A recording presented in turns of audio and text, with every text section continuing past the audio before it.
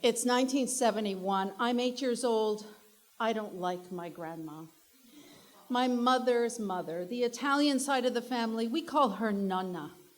Now, as an 8-year-old, I know I'm supposed to love my grandma. When you're 8, it's peak grandma-loving season, right? But not me. I don't like her because she's not very grandma-like, and I know because I've seen grandmas. I've seen grandmas on TV. I've seen my friends' grandmas. My Nonna is nothing like a grandma, but on the surface, she looks like a grandma. She's sort of 5'2", she's fully square, silvery hair. She wears a floral shift dress with a zipper all the way up to the neck. And just as a backup plan, there is always Kleenex under her sleeve and in her bra, orthopedic sensible shoes. She's the immigrant grandma from Central Casting. But beyond this, there's nothing typical about my Nonna. For example, her favorite expression, "No me ne frega poco." This is Italian. It means I don't give a fuck. This is not the first Italian I learned, but I learned it very early because Nonna says it all the time in humor, in anger, in frustration. I don't give a fuck is her personal mantra. And my tiny cursing Nonna is different in some other ways. You know how, like, grandmas bring presents? No. See, my Nonna just gives out cash, single bills, a 5 if it's your birthday, maybe if you're lucky, but nothing to unwrap, no cards, no kind sentiments, no hugs and kisses. And where other grandmas, I don't know, might carry knitting projects around, no. My Nonna just carried a very large square purse. She took it everywhere with her, even to the bathroom. Now, what was in that purse? I was curious. I mean, to my young eyes, that purse was exactly the same purse as the Queen of England carried around. So was Nonna carrying state secrets? Cosmetics? A handkerchief? No. Rolls of single bills, wrapped with elastic bands. And everyone in my family, you see, we watched, monitored the movements of tiny cursing Nonna with the big purse through the house. We watched her very carefully, not because we were following the money, but because if Nonna was separated, even momentarily from her purse, she would shriek and accuse us of stealing her purse. But the purse always reappeared exactly where she'd left it. No one ever stole from Nonna. She just didn't trust us. Now, where did she get all the cash? So she came to Canada from Italy in 1911. Young, unmarried, uneducated, little money. My mom speculated. By the time of the Depression, she had run a grocery store, so had a little cash. But more importantly, she helped other immigrants with their mortgages. As in helping you cover your mortgage until such time as maybe she took over the deeds to their houses. So maybe Nonna was like an early loan shark? I don't think so, but, you know, the woman who didn't give a fuck about much cared a lot about money. But it wasn't just because she wasn't grandma-like. No, she was scary. She would scream and shout quite a lot. Her voice had one single tone, high-pitched shrieking. Nonna's voice was like a symphony of dental drills, persistent. But she also, when she wasn't shrieking, would speak in this sing-songy, high-pitched, melodic Italian like an aria. So it was super confusing because it was either cursing and shrieking, which was scary, or it sounded like an opera, which was sort of nice. The bottom line, her voice shook any house she was in. Even if she was laughing and agreeing with you, which was extremely rare, she was terrifying. Now, she never hit me, but I knew she hit my mom and her siblings when they were young. My mother excused it. She said, it's generational, it's what they learned in the old country, she didn't know any better. I didn't buy any of that. My mom was very different. She didn't pick up her mom's habits. My mom was kind and generous and sweet and so loving and affectionate. So I didn't buy the excuses, and I didn't like the way my Nonna spoke to my mom. I didn't like that she never hugged her. but I never said anything. I didn't want to hurt my mom's feelings. You're supposed to love your grandmother no matter what, right? But I didn't. I never said it out loud. I didn't want a cursing, tiny, financially crafty Nonna with a big purse and lots of cash. What I wanted Alice from the Brady Bunch to be my grandma. Someone who spoke English and was just nice and cooked and, said nice things. So no, I didn't love my grandma. I didn't like her. Actually, I didn't give a fuck about my Nonna, because she never felt like family to me.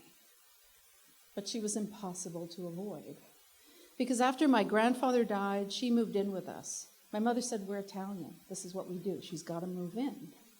So I stayed away from her, except on Saturdays, between 10 a.m. and 2, when my parents went out to run errands, I would be left home alone with Nonna.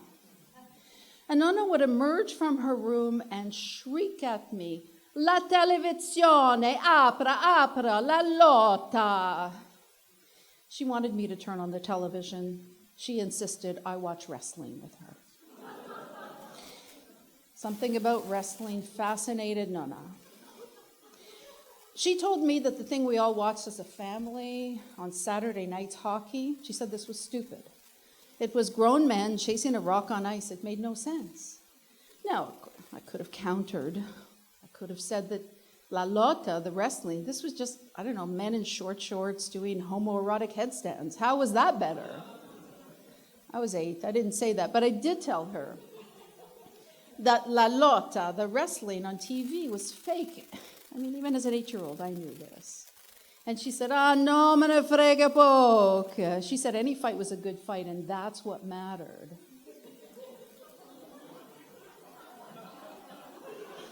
And on Saturdays, she would make us both very strong black coffee with lots of sugar in it.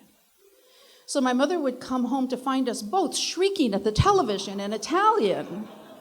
Me hyped up on caffeine, Nonna just doing her normal baseline shrieking. And my mother would complain and say, don't give me coffee, I'm only 8 years old. And she said, oh no, me ne frega poco, and she would laugh. So sure, when I watched her watch wrestling, she looked kind of happy, different. There was something maybe different about her. She looked like she was having fun, and on those Saturdays, I started to speak in this sing-songy, high-pitched Italian too, much like Nonna. So watching wrestling with her, seeing her laugh, I liked the coffee. There was something different about her, and I know on those Saturdays, she never once worried about her purse when I was around. But no, I didn't like her, I didn't love her. She didn't feel like us. She didn't feel like family to me. But my God, she hung on. She lived well into her 90s, unfortunately, living most of the time with our family. The night Nonna dies in a hospital, all of the extended family is there. I think I'm about 15. And all of the family decides to go right down the hall. It was at a time when they had the coffee machines right down the hall in the hospital. And my mother says, listen, stay here in the room. I got to tell you, the thing is, nobody ever dies when there's somebody in the room. We're right down the hall. We'll be fine. You'll be fine. I'll be right back. Sure enough, my tiny cursing Nonna defied the rules and died right there in the room with me there while everyone else was having coffee. I don't think any of them liked her. She was a terror to all of us. And at that point in her life, she had just become punchline to all of us. And I think that was her last I don't give a fuck moment. So more than 20 years pass before my mom starts talking about her mom, my Nonna. She starts asking questions about our Italian roots. My mother had never been to Italy, and now she wants to go. She wants to explore our Italian side. She wants to see where Nonna was born. Mom's in her 70s, I'm in my 30s. we don't know our cousins over there. So we do like the Italian version of Ancestry.com. We find a guy who knows another guy. We find our cousins over there, and we go, and we meet them, an Italian family reunion. And we stay in Nonna's birthplace, a house facing the Adriatic Sea, surrounded by lemon trees, full of these massively overgrown lemons. I've been to Italy so many times, but I never thought much about where I was from, about this place. And this place, everything here smells like sea salt and sweet lemon. And everything here is so eerily familiar, unexpected. How much I feel at home here. I look like people here. The server in the cafe, she tells us that my mom and I, we sound familiar. Well, we do. Turns out we speak that sing-songy, high-pitched, melodic aria like Italian, not the dental drill thing, we don't do that, but we sing the Italian when we speak. It wasn't just Nonna, it's everywhere here. Everyone sounds like us, we sound like them. And the server tells us, yeah, that sing-songy, high-pitched Italian, that's part of this region of Italy. And we're so excited, we tell her about Nonna's signature phrase, "No me ne frega poc." And she says, yeah, we say that a lot here, all the time. She says, that's the thing about this part of Italy. You see, we can sound like we're singing you an aria, even when we're telling you we don't give a fuck about you. I have to ask her about the lemons. They're everywhere. She tells me they're vecchia limone. So you leave them on the trees long past the harvest, and they become sweet. They lose their bitterness. It's a hell of a metaphor. Like, is my, I don't give a fuck, no me ne frega po grandma's, my memory of her supposed to be sweeter now, just because I'm in this picturesque town with my mom? Maybe. I mean, all I can think about is Nonna after all these years. She's in everything we do and we see here. And on my last night in Italy, Mom and I sit under one of those lemon trees and she holds me tight. Even in her 70s, her hugs were just the best. And we talk about Nonna, the cursing, the temper, the voice, the purse. Thing is, I'm all grown up now. I'm a long way from being 8 years old. I'm a long way from wanting Alice from the Brady Bunch in my life. I don't need to tell my mother I didn't love my Nonna. I didn't like her. I think she knows, and it's okay. It's okay because the thing is, Nonna was impossible. She was unpleasant. She was a terror. But she was different. She was a rule breaker. She was as independent as she could be.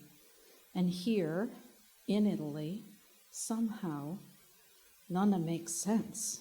Nonna, in context, makes sense here. Here, she's more than a caricature.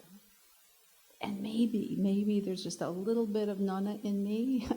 Not the cursing or the purse or the real estate, none of that, but maybe a bit of her independence. I love boxing. Did the wrestling stick with me? If I met her now, would I like her? Hell no. No, I didn't like my grandma. I didn't love her. My Nonna was no grandma, for sure. But it's okay, because I get it now. She was family. Thank you.